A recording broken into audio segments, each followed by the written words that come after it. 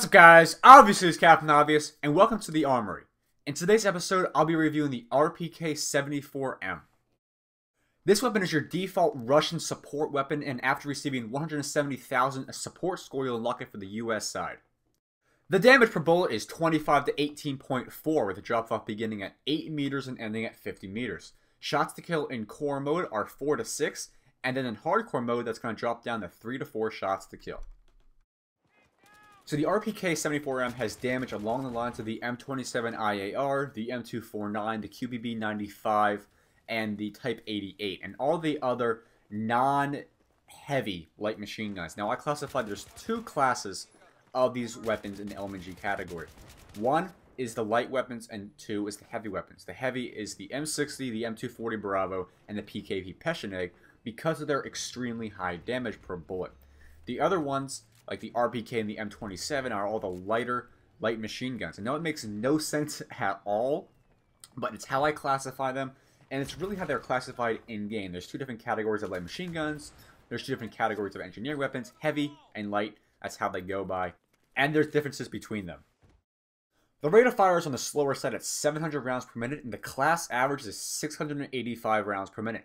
Muzzle velocity is 600 meters per second, and the class average is 607 meters per second. Maximum range is 900 meters. You can fire the weapon on fully automatic and semi-automatic mode, and the suppressive effect is 7.0%.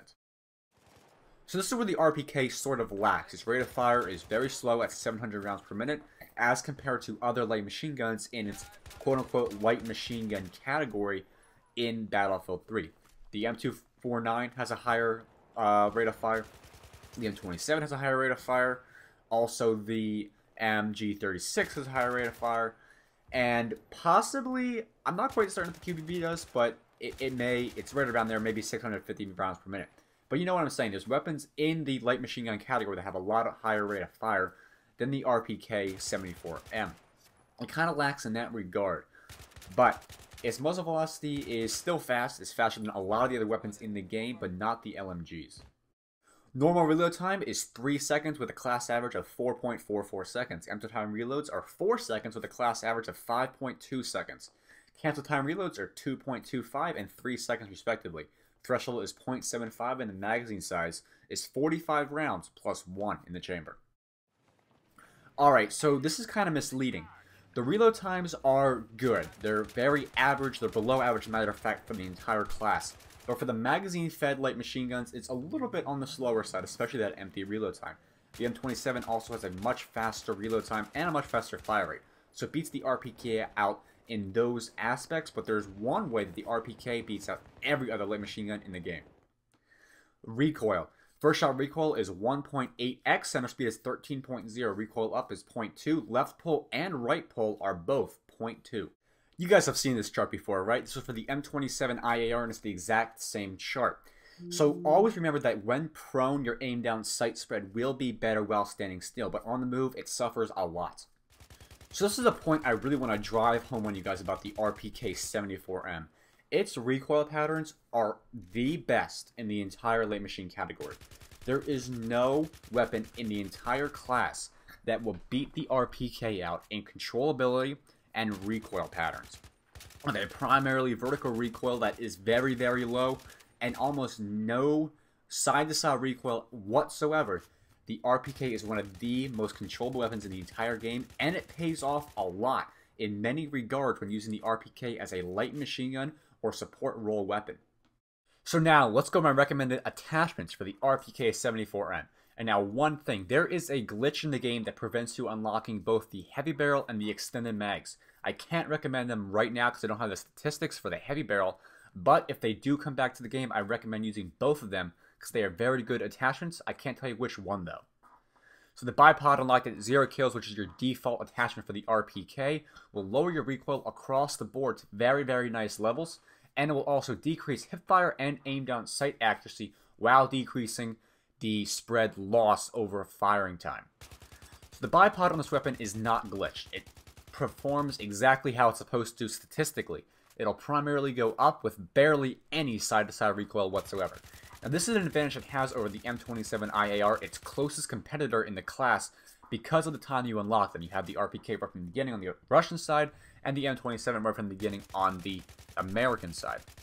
So, comparing to the M27 is the most logical thing. Recoil is better, accuracy is arguably better because of that better recoil, and the bipod is not glitched, allowing for a very nice bipod use on this weapon, which is a very, very nice bonus for the weapon. Unlike the 60 kills, the flash suppressor will decrease vertical recoil to 0.25, which is a 16.667% decrease. It will also increase hipfire spread, which is about a 14% increase. So, arguably, the flash suppressor is one of the best attachments for the RPK-971. And now, sure, it already has very controllable recoil patterns, but due to the fact that the heavy barrel and the extended mags are currently absent from this weapon, the flash suppressor is the only attachment that you can logically use in the weapon to make sure it still has all its strengths, plus giving it many, many more strengths that sort of outweigh its weaknesses. With the flash suppressor, burst firing is extremely, extremely easy and very, very effective to do. Full auto is even better while holding down that trigger and pulling down on the stick to keep it under control. Great attachment. So now, let's go to my recommended class setup for the RPK-74M. Alright, so the RPK-74M's class setup is going to be the Cobra sight, the bipod, and the flash suppressor. I really don't know if you guys want to use the Cobra sight. I personally really enjoy the iron sights on this weapon. They are very open and easy to use. Bipod is a must, and the flash suppressor is just, you know, there because you don't have any other attachments for that slot. So the RPK-971 is a pretty much of a complicated weapon. Now, let me talk about that for a little bit. So it really lacks in rate of fire, which we went over a little bit earlier in today's video, in comparison to other light machine guns in its category, under the quote-unquote light category. So we have the M27 IAR, we have the MG36. Weapons like that with higher rates of fire will beat out the RPK-971, not 971, the RPK-74M. I always have my mind on that IEK. I love that weapon. But, so the RPK is beat out in that regard in closer range by those weapons. It's sort of a, it's a strong point of those weapons, and it's a weak point of the RPK. A lot of the weapons in the light machine gun category are not already good in closer range, and the RPK is not that great in closer range, added on to the fact that light machine guns are not that great because of their lower hipfire spread. So the RPK obviously is not a close range weapon, but it can compete because the rate of fire still is not that slow. It's 700 rounds per minute. You guys see people using the AUG in close range, 700 rounds per minute. That's a key rate of fire. It's great at medium range, even good at longer range, and still in close quarters, it still can keep up in comparison to other weapons. 750 rounds per minute is a little bit better, but 700 rounds per minute is the magical number in terms of controllability and sort of, you know, effectiveness in all ranges. It really shines in that regard. Muzzle velocity is a little low, range is a little low compared to other weapons in the category as well. But the one thing I want to talk to you guys the most about is that recoil. There is no weapon in the light machine gun category that's as controllable as the RPK-971. And that is the one main reason you want to use the RPK-971. If it weren't for that controllable recoil, there would be no reason to use the weapon. There are weapons with the same exact rate of fire with sort of, you know, more controllable recoil patterns than the RPK would if DICE gave it a different recoil pattern, which, you know, I would assume would be a right pull or left pull with a little bit heavier vertical recoil. But they decided to give this weapon a very, very nice vertical recoil and horizontal recoil pattern, making it the best weapon in the light machine gun category if you want to go for controllability. Now, I love using this weapon as a light support weapon. I sit back from the battle, I don't rush forward as much unless I know for certain that there's not too many enemies around. I always check my surroundings before going into a high traffic area. But the thing about the RPK is that I use it as a light support weapon, but it's also a great replacement in the support category that can sort of function as an assault rifle. It really does well in that regard.